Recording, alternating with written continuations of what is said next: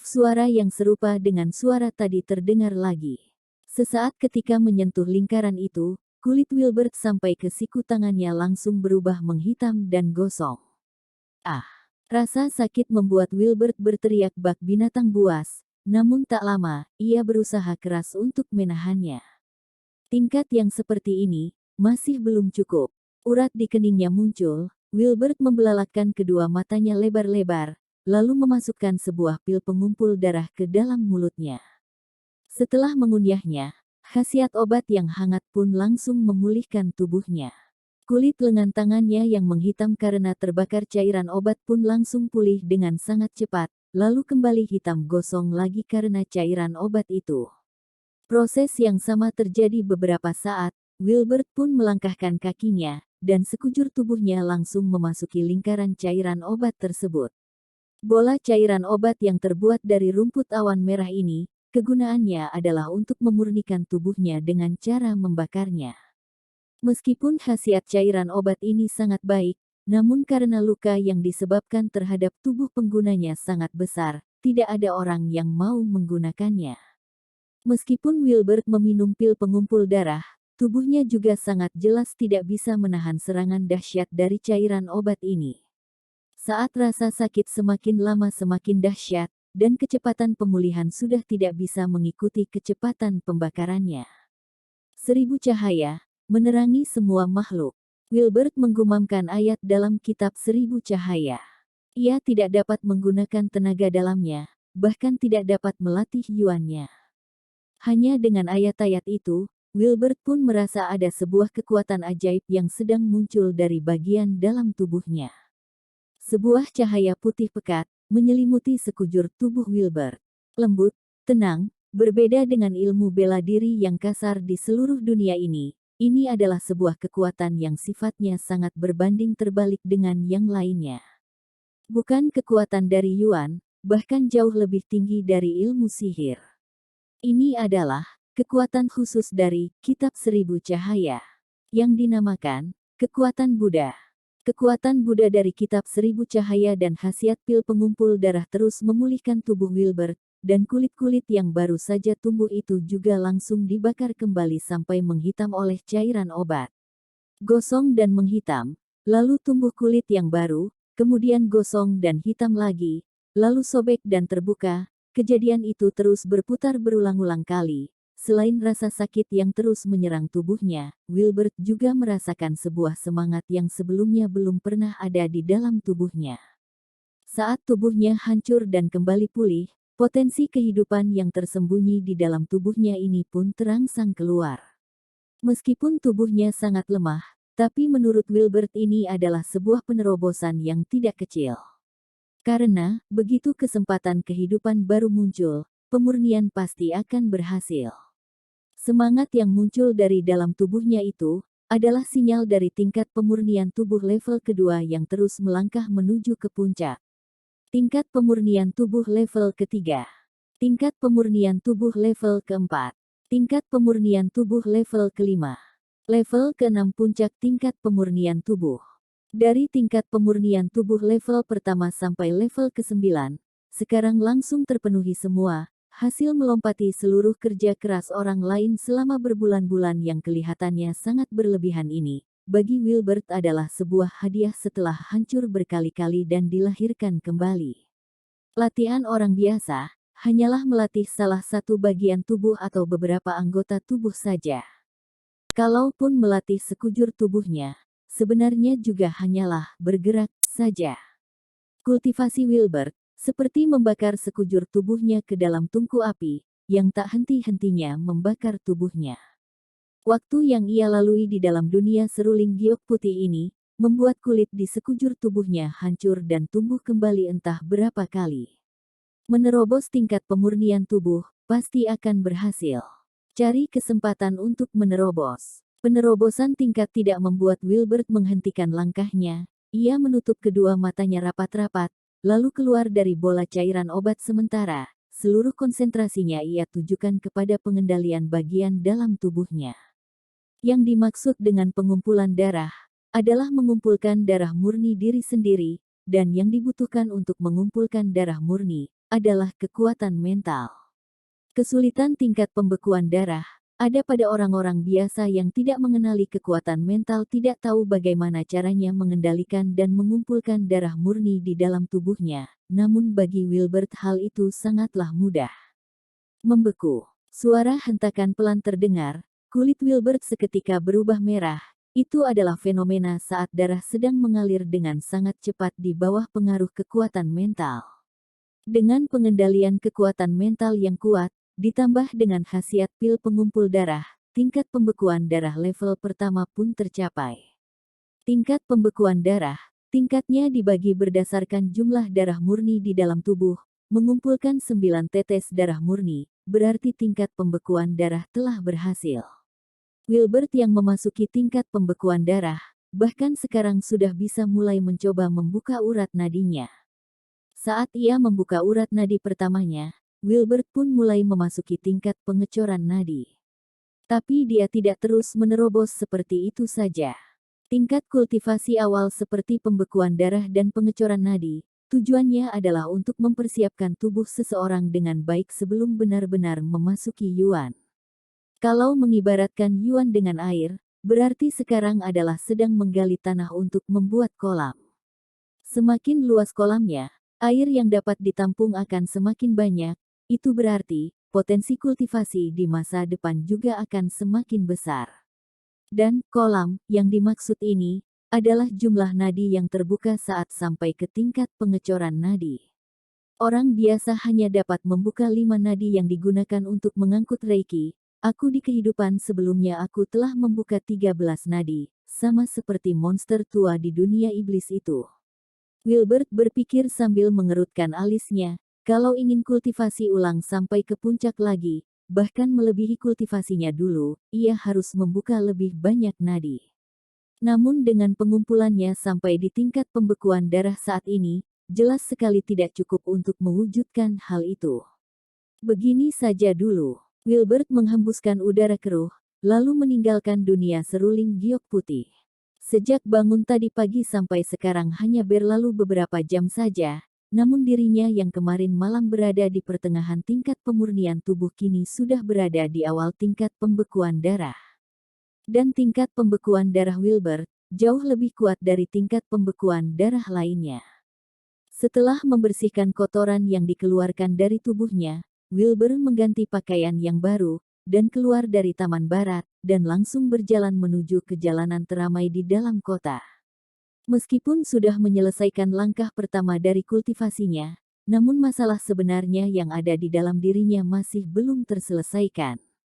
Serangan penyakit sindrom dingin, sebelum menjadi pembela diri tingkat tinggi.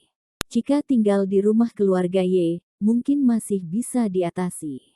Tapi kalau ingin menjadi lebih kuat, Wilbert sudah pasti harus meninggalkan tempat ini, dan pergi menuju ke dunia yang lebih luas. Oleh karena itu, penyakit sindrom dinginnya mungkin akan menjadi sebuah masalah yang sangat fatal. Dan cara terbaik untuk menyelesaikan masalah ini, sesuai dengan yang dituliskan di dalam Kitab Seribu Cahaya, terus memperkuat tubuh diri sendiri tanpa henti. Langkah pertamanya adalah membeli bahan-bahan yang dibutuhkan untuk mandi obat. Hari sudah siang, Wilbert langsung pergi menuju pusat pelelangan kota Tianyun sesuai dengan ingatannya. Pil pengumpul darah biasa, bagi keluarga besar seperti keluarga Y ini tentu saja adalah sebuah persediaan yang tidak mungkin tidak ada. Kalau ingin mencapai tingkat pembekuan darah dari tingkat pemurnian tubuh, seseorang harus mendapatkan bantuan dari pil pengumpul darah. Hal ini tidak bisa dihindari oleh siapapun termasuk Wilbert. Oleh karena itu pula, dimanapun, pasti ada banyak orang yang membeli pil pengumpul darah. Pil pengumpul darah buatan Wilbert, bedanya juga sangat jauh dengan pil-pil biasanya. Persyaratan untuk mencapai tingkat pembekuan darah dari tingkat pemurnian tubuh adalah mengeluarkan kesempatan kehidupan yang ada di dalam tubuh orang tersebut. Khasiat pil pengumpul darah biasanya hanya dapat membuat orang yang sudah mencapai tingkat pembekuan darah mempercepat kecepatan untuk mengumpulkan darah murninya, sedangkan pil pengumpul darah buatan Wilbert ini dapat membantu orang di tingkat pemurnian tubuh untuk mengeluarkan kesempatan kehidupannya dan memiliki kemampuan untuk menerobos tingkat. Dan biasanya pil obat yang dapat menerobos tingkat seperti inilah yang paling mahal harganya. Selain khasiatnya yang sangat hebat, atribut khusus yang diberikan pada pil obat ini pada saat proses pembuatannya hanya dapat dilakukan oleh ahli alkimia yang dapat menyalakan api hati dan memiliki kekuatan jiwa yang kuat sampai ke sebuah tingkat tertentu. Hanya karena hal itu saja, cukup untuk menarik ahli alkimia yang masih belum mencapai tingkat setinggi itu untuk membelinya. Aku ingin melihat, ada berapa orang yang memiliki mata yang bagus. Gumam Wilbert pelan, lalu ia pun memasuki sebuah bangunan dengan papan yang bertuliskan Paviliun Harta Berharga. Tuan, ingin membeli barang atau ingin menjual barang? Begitu Wilbert muncul, langsung ada seorang gadis muda yang menyambutnya sambil tersenyum. Aku ingin bertemu dengan orang yang mengurus tempat ini. Wilbert menyipitkan matanya, sambil berkata pada gadis yang menyambutnya. Gadis itu melihat Wilbert masih muda, tapi auranya tampak sangat tidak biasa, dan sikapnya benar-benar tidak seperti pemuda biasa yang pemalu. Gadis itu pun langsung dapat menebak asal-usul orang yang datang ini. Oleh karena itu ia pun berkata dengan hormat, "Tuan muda mohon tunggu sebentar, aku akan segera memanggil pemilik toko." Setelah sang pelayan itu pergi, Wilbert duduk di depan meja, mulai memperhatikan tatanan di dalam paviliun harta berharga itu. Paviliun Harta Berharga adalah toko yang sudah ada jauh sebelum Wilbert memasuki dunia kultivasi di kehidupan sebelumnya. Kalau dikatakan sebagai toko sebenarnya tidak begitu akurat, karena Paviliun Harta Berharga hanyalah salah satu dari industri kamar dagang harta berharga yang memenuhi seluruh daratan yang luas ini. Selain Paviliun Harta Berharga yang menjual berbagai macam pil obat, Kamar Dagang Harta Berharga juga memiliki tempat pelelangan harga berharga. Dan ini adalah alasan mengapa Wilbert datang ke Paviliun Harta Berharga hari ini. Tepat saat Wilbert sedang memikirkan masalah kamar dagang harta berharga, seorang wanita yang mengenakan pakaian dengan belah dada yang rendah datang ke aula paviliun itu. Dia melirik ke arah seluruh pria parubaya yang sedang melihat-lihat barang-barang di aula itu dengan matanya yang indah, lalu pada akhirnya tatapan matanya pun berhenti pada seorang pemuda yang sedang meminum teh di depan meja. Wah, bukankah ini adalah tuan muda kelima keluarga Ye? Kau datang kemari, adalah sebuah kehormatan bagi paviliun harga berhargaku ini. Wilbert agak sedikit terkejut dia bisa mengenali identitasnya. Tuan muda kelima keluarga Ye meskipun terdengar sangat tinggi di prefektur Tianyun, tapi Wilbert yang masih muda ini jarang sekali keluar rumah karena penyakit sindrom dinginnya. Selain anggota keluarga Ye, kebanyakan orang luar hanya pernah mendengar namanya saja. Tak kusangka pemilik toko tidak hanya merupakan seorang wanita yang cerdas, tetapi juga merupakan orang yang tahu segala berita, kata Wilbert sambil tersenyum. Sepertinya, kedatanganku hari ini tidak akan sia-sia. Oh, sepertinya tuan muda kelima ingin membicarakan sebuah transaksi yang lumayan baik. Mendengar perkataan itu, senyuman di wajah sang wanita pun bertambah dalam. Namaku Jilian Zuo, silakan tuan muda ikuti aku.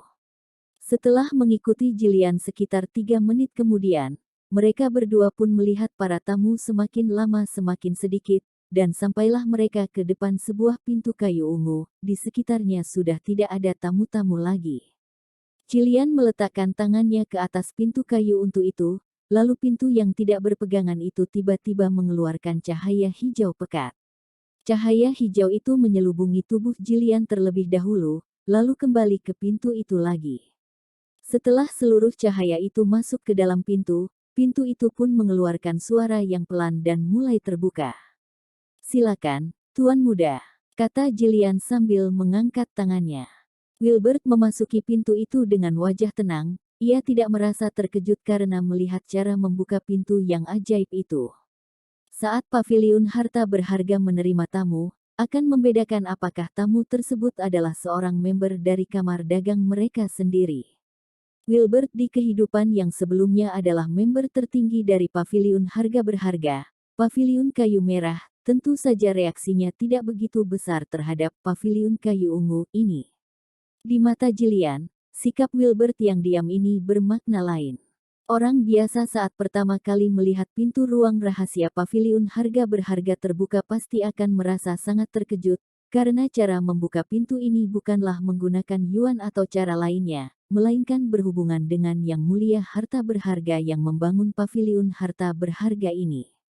Hanya orang yang mempelajari cara pembuatan pintu Yang Mulia Harta Berhargalah yang dapat membuka sebuah ruangan pribadi. Oleh karena itu, orang yang pernah melihatnya sangat amat sedikit.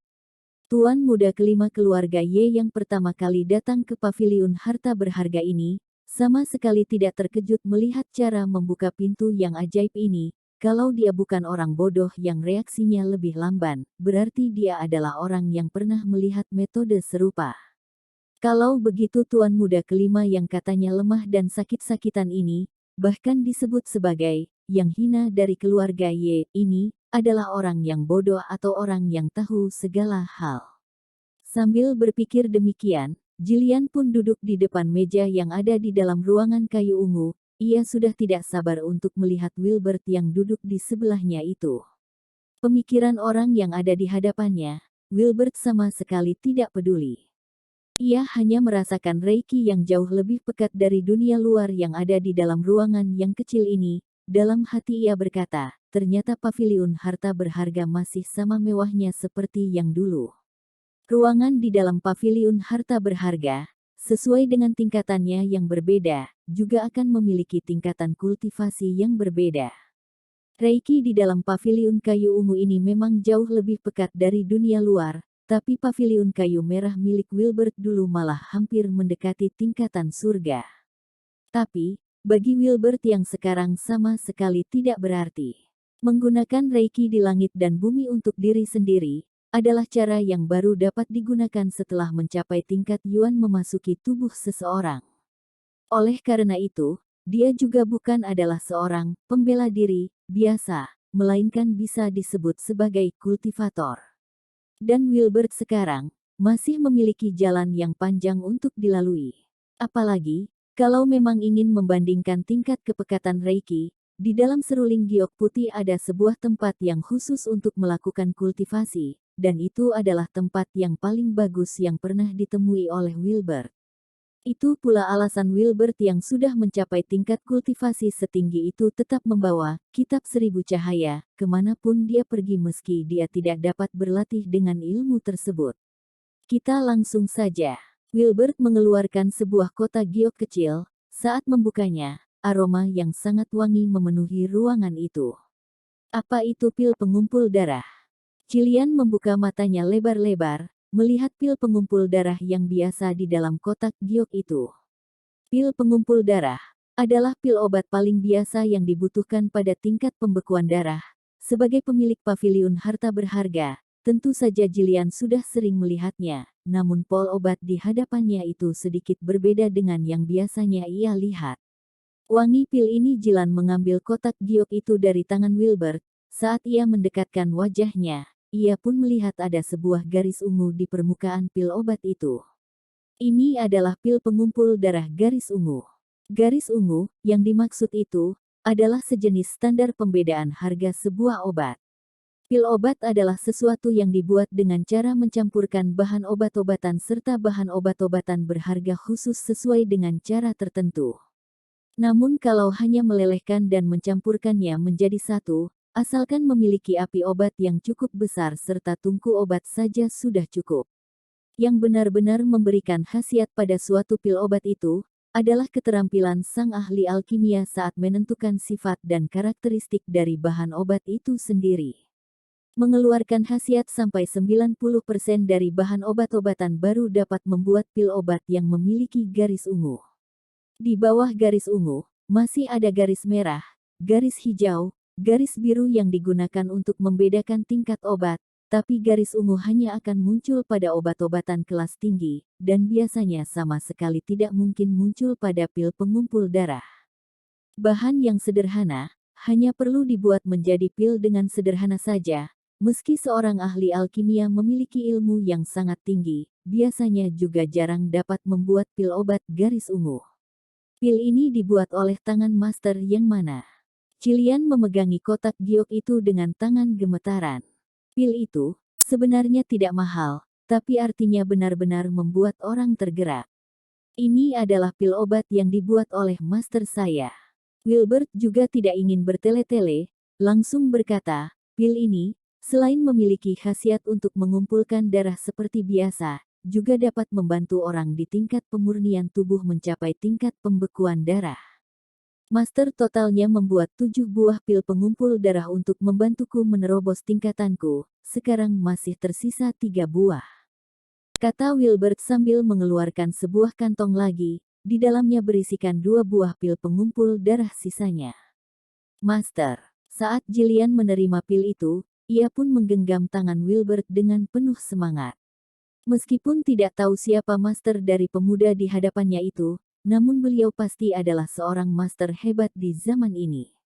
Kalau dapat berteman baik dengannya, mungkin saja dia dapat naik pangkat dari pemilik toko menjadi asistennya. Wilbert bisa melihat apa yang sedang dipikirkan Jillian. Ia berkata, karena identitas master, beliau tidak akan membantuku, tapi beliau berjanji akan membantuku membuat pil obat. 3 buah pil pengumpul darah ini, aku ingin melelangnya di tempat pelelangan harta berharga. Orang yang mendapatkan pil obat ini juga dapat memiliki kesempatan untuk meminta masterku membuatkannya pil obat 1 kali, tapi bahan obat-obatan dan peralatannya harus dipersiapkan sendiri. Persyaratan yang mudah, tapi sungguh sangat menarik. 3 buah pil pengumpul darah, meskipun berada di kelas garis ungu, tapi maksimal juga hanya seharga 50.000 gram perak saja. Tapi kesempatan untuk dibuatkan obat oleh master ahli alkimia, cukup untuk membuat banyak orang ingin memperebutkannya. Bagaimanapun bagi banyak orang yang tingkat kultivasinya sudah berhenti, pil obat khusus yang dapat membantu mereka menerobos tingkatan, jauh lebih berharga dari harta benda lainnya. Biarkan aku mempertimbangkannya dulu. Cilian mengambil obat-obat itu dengan panik, lalu pergi dari ruangan itu.